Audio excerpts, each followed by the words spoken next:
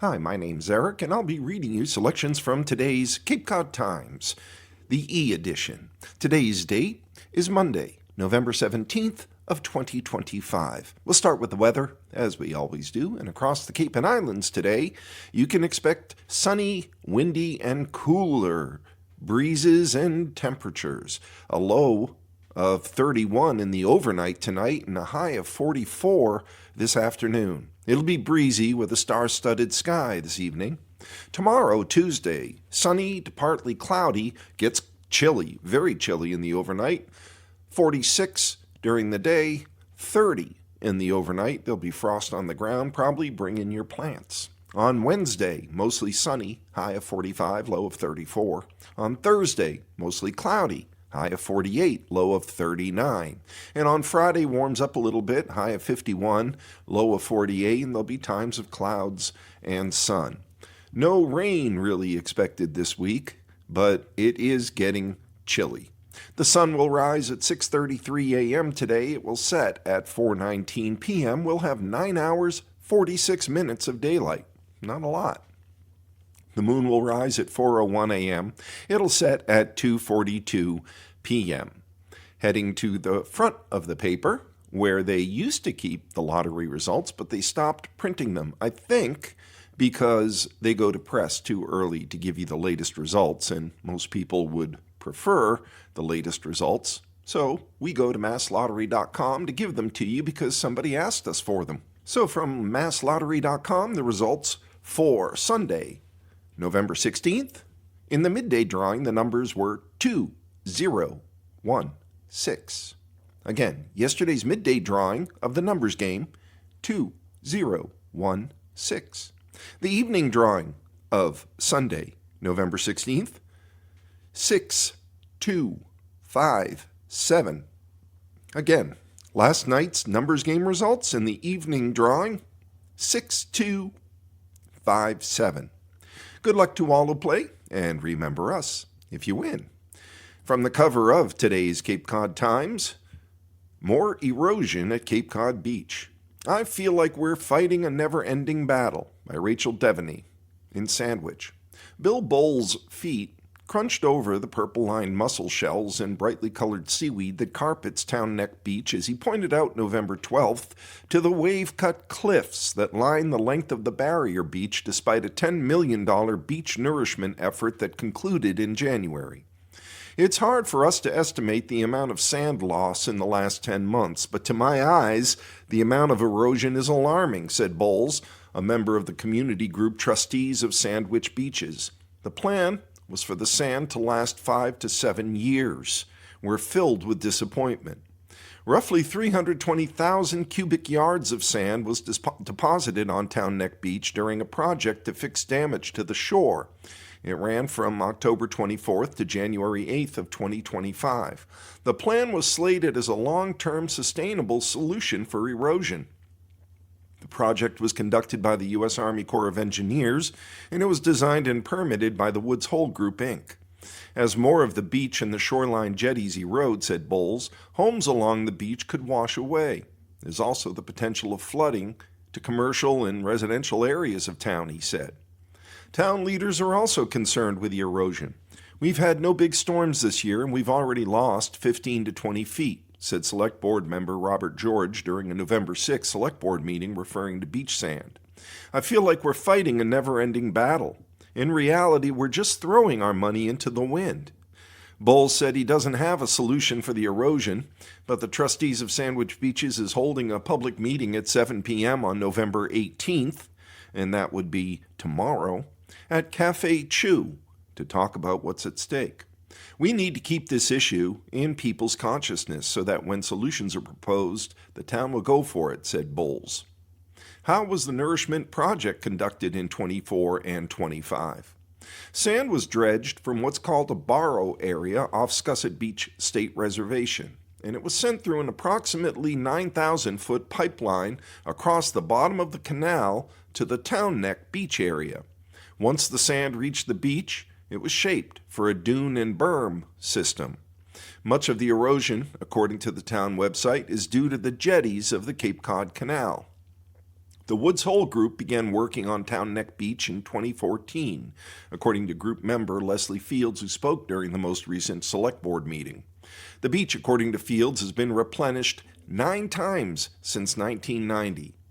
Homeowners throughout Town Neck Beach, according to George, have also paid for individual beach nourishment projects. People down there have spent thousands of dollars. Houses are up for sale. People are just bailing out, said George. What problems affected the beach nourishment project? One reason why the sand eroded so quickly, said Fields during the Select Board meeting, was because the Army Corps of Engineers modified the project's footprint. We were happy with the amount of sand, but they didn't place it where we wanted them to, said Fields. As a result, there's been quite a bit of scarping and more erosion to the beach than you would have expected if it had been built according to the design. During the Select Board meeting, Director of Natural Resources David DeCanto said the Army Corps of Engineers may have deviated from the design to avoid environmentally safe areas. The Army Corps of Engineers didn't immediately respond to the Times for comment. There's an estimated $2.5 million left over from the nourishment project, said DeCanto, but the Army Corps of Engineers, said DeCanto, hasn't confirmed the project's accounting. Are there potential solutions? The hope, said Fields, is that a combination of sand from future Cape Cod Canal, Scusset Beach, and Sandwich Harbor dredging can be used to nourish Town Neck Beach simultaneously.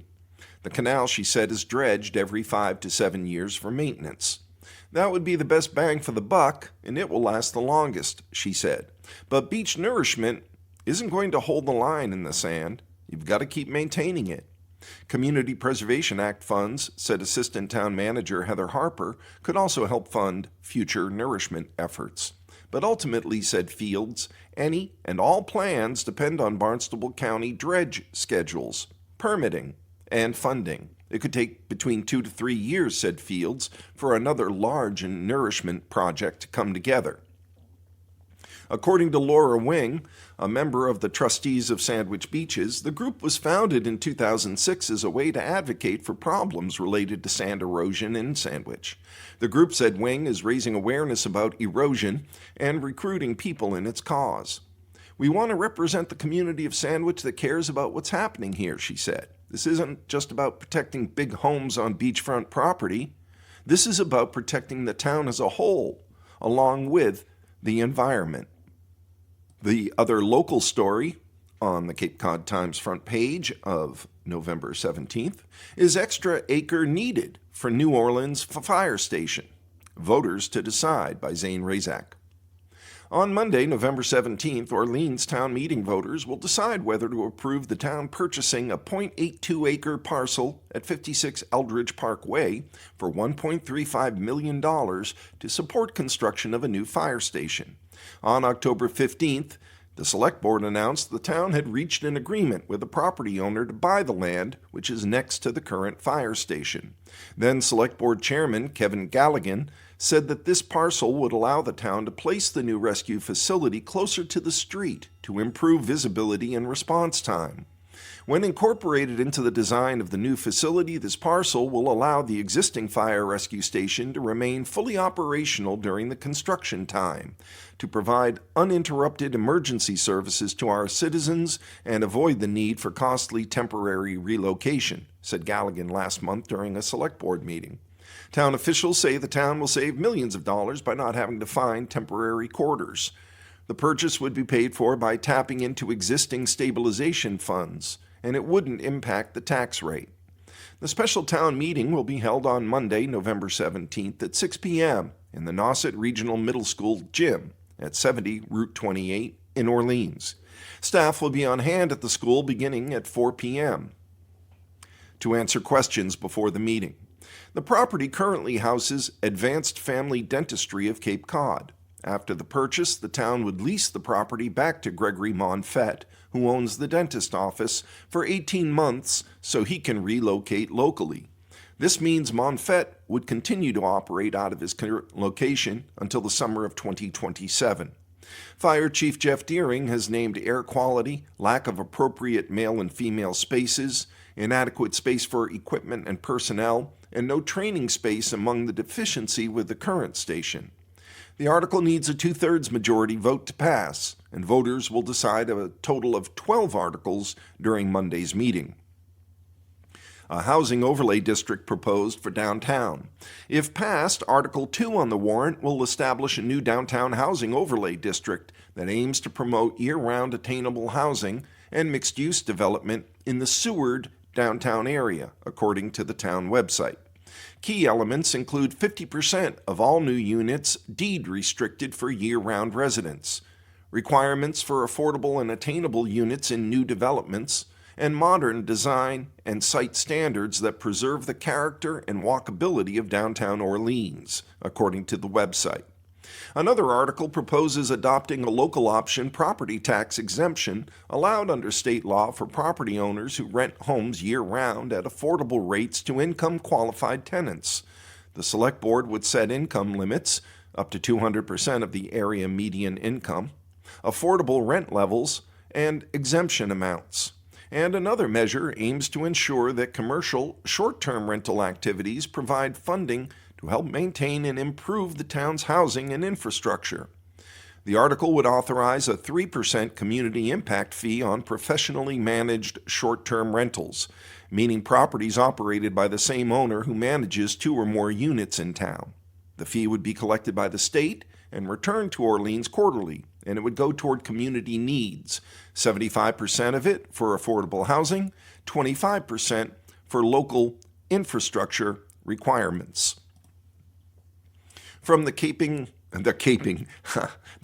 Islands section today in the Cape Cod Times of November 17th, Steamship Authority picks San Francisco man as their new general manager by Susan Vaughn.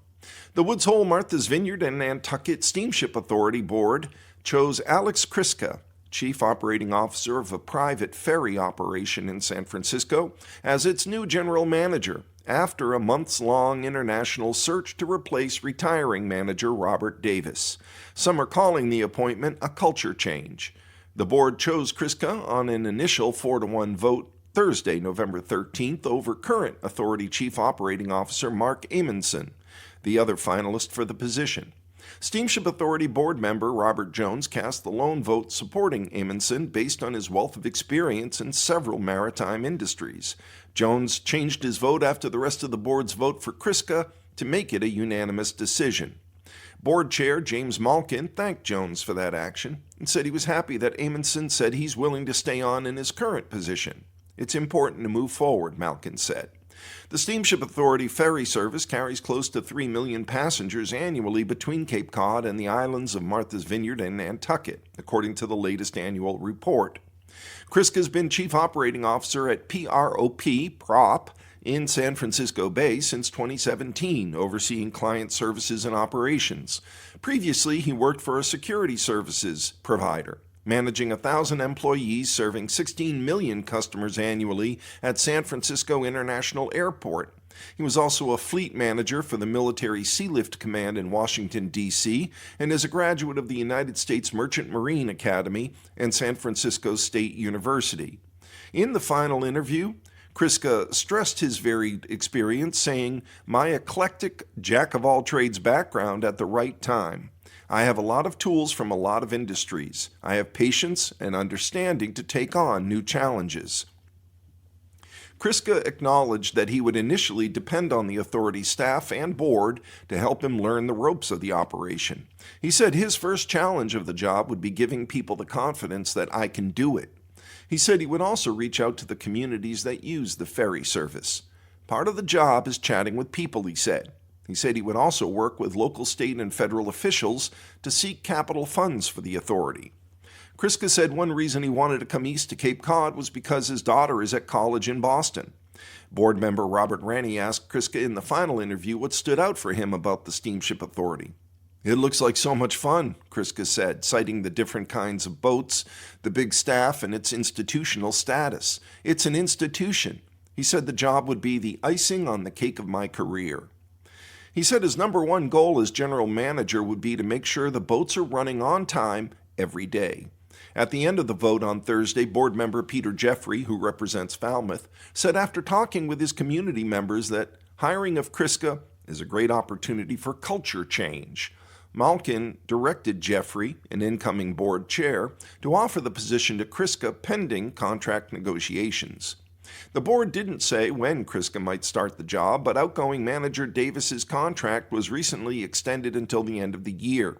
Davis will stay on at the authority as an advisor until April of 2027. Malkin thanked the search committee, the board, and the staff of the authority for support during the long selection process.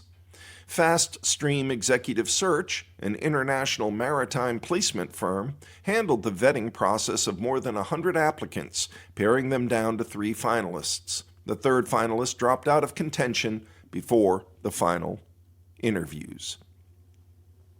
The other story in the Cape and Islands is the normal Monday story, or writing, by Steve Heslip. Raking leaves and finding photos in the front yard. 'Tis the season, no, not the premature start of December holidays, it's autumn leaf removal time. November days grow short, shadows get longer, and it's time to pull out the rake and old bed sheet to collect the 2025 crop of maple leaves. This homeowner tradition started way back in my formative years. Raking the yard, mowing the lawn were time-honored skills my father didn't want to skip a generation. 2 long-lived maple trees bookmarked our 1960s ranch house, one in the front and back, giving shade all summer, keeping my brother and I busy most of autumn. The longer we procrastinated, the harder the task. Fresh fallen leaves are light, and on calm days, almost a pleasure to gather into piles and send down to the compost pile. Wait until after Thanksgiving, and the soggy, moldy leaf mass stubbornly refuses to move. My formative years in landscape training were pre-leaf blowers. Lawn mowing, leaf raking, and even snow shoveling are all repetitive tasks. It can be drudgery, but it can be very zen. Concentrating on a simple task can really focus one's attention. I find it a great way to sharpen photography skills, so I always keep a camera nearby. I've uncovered many interesting things during my years of raking. A favorite is the legendary woolly caterpillar. The creature produces an antifreeze, which helps it survive freezing weather.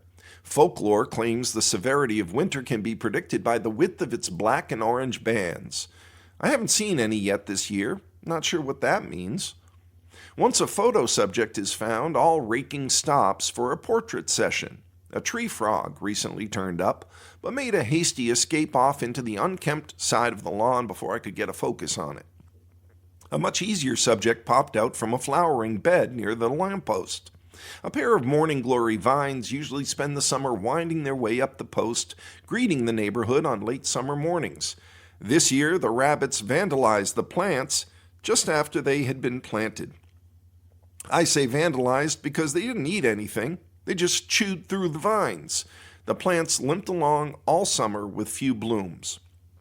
But one stubborn vine twisted through the dense day lilies and stayed hidden, finally presenting itself as the leaf detritus was removed. The sinking sun provided some backlighting for the lone flower holdout. And once sunset arrives, house rules stipulate all raking stops for the day. And keeping it local, for this half-hour reading of the Cape Cod Times on Monday, November 17th, we'll move to sports. Dennis Yarmouth Field Hockey wins their first state title since 2018 by Adam Kirkjian. In Burlington, there may have been some nervous feelings in the stands or on the sidelines, but not on the field, and that's what mattered. With a Division IV field hockey state final game tied 1-1, time running out, number 2 Dennis Yarmouth earned a penalty corner against number 5 Frontier. The Dolphins took 3 shots from Jenna Richard, Brooke Chicoine, and Alina Manuel. The last one found the back of the cage and stood up as the winner in a 2-1 DY victory. With the win, Dennis Yarmouth claimed its first field hockey state title since 2018. The Dolphins also won in 1987. We knew we were going to score, Manuel said of that last goal. Manuel scored both goals, including another one in the third quarter, also off a corner.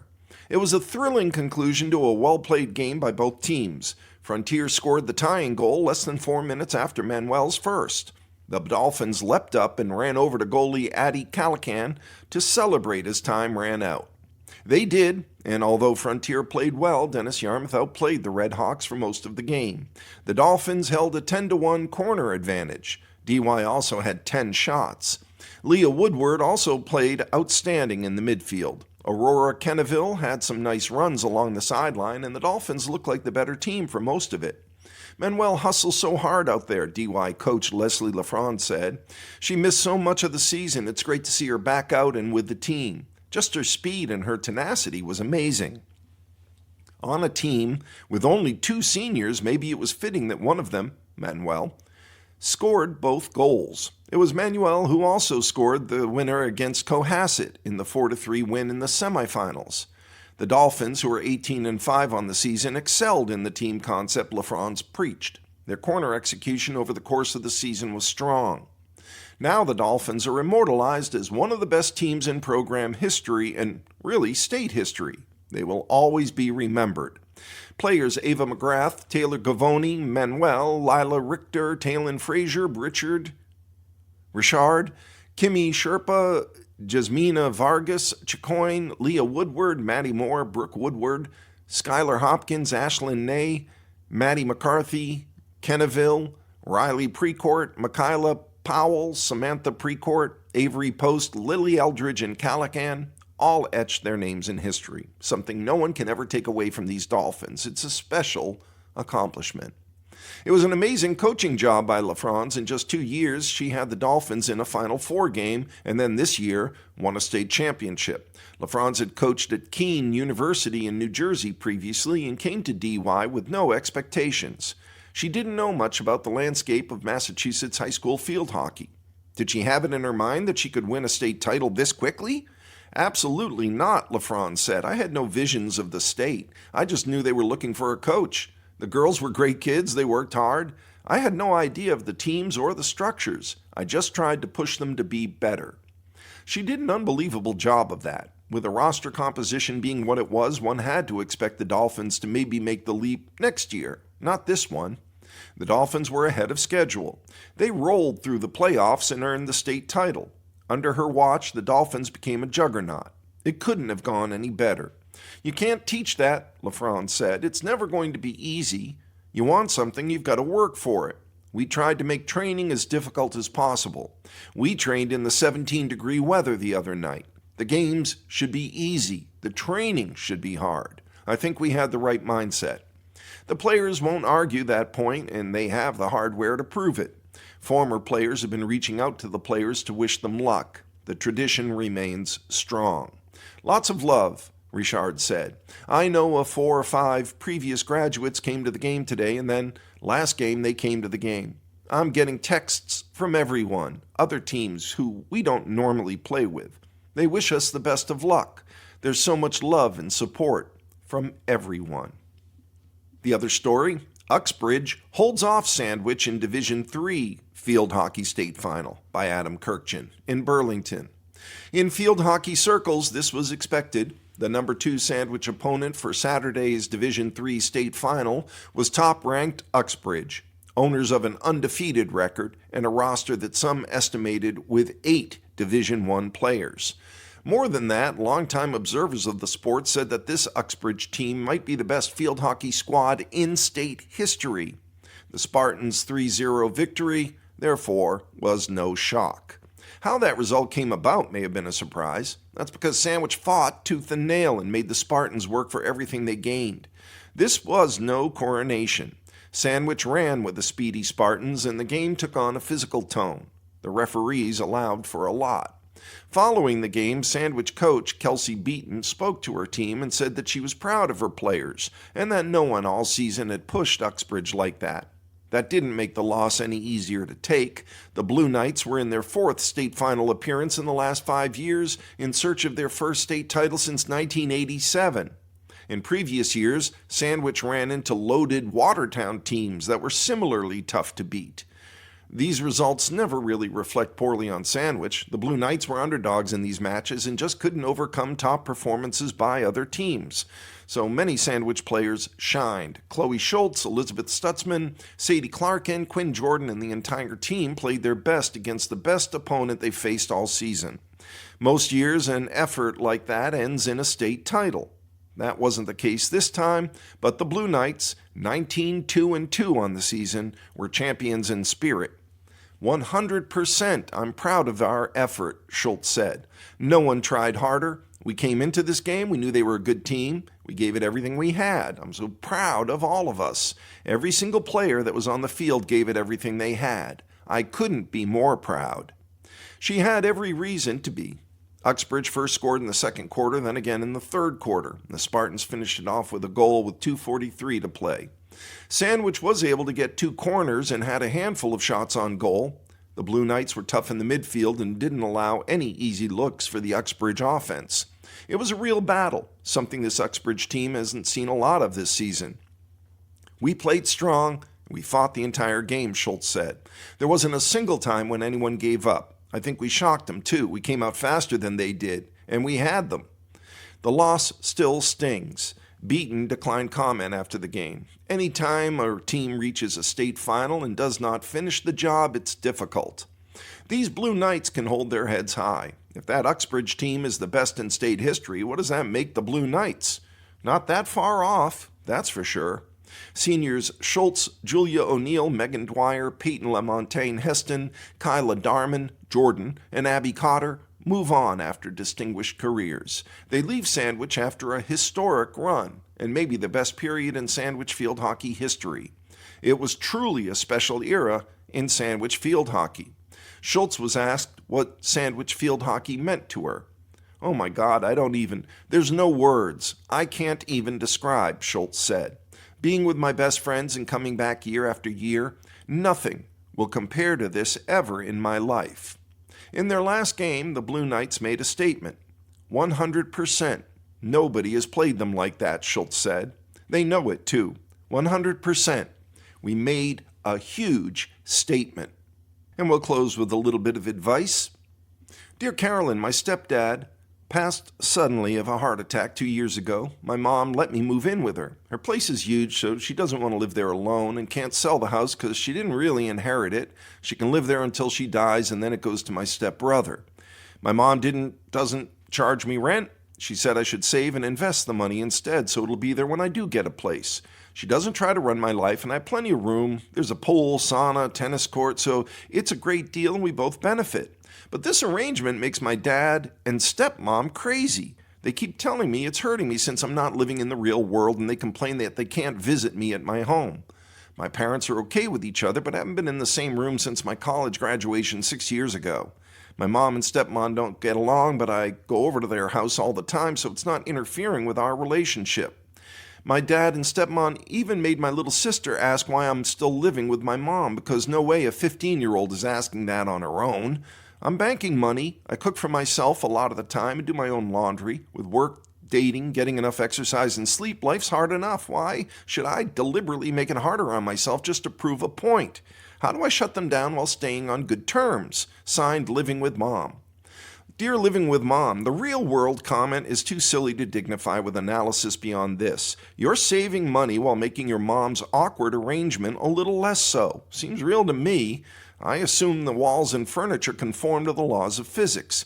Even if your parents' objections weren't giving off disingenuous fumes, we can't abide your mother, just say it. This would still be 100% your business, 0% theirs, not subject to their opinions. Now, if they wanted to express their frustration that they can't visit me at my home, and instead of trying to frame it as bad for you, simply admit it's bad for them, and they wish they could feel comfortable visiting, then okay. That's enough of their business, just barely, for you three to have one straightforward conversation about that one. But hammering at it, this obstacle or anything else, once again, makes it trespassing into your business. And with that, we've come to the end of our reading of the Cape Cod Times for today, Monday, November 17th of 2025. This is your reader, Eric, saying be well, be safe, look after each other, and remember our veterans, especially those we've lost recently. Bye for now.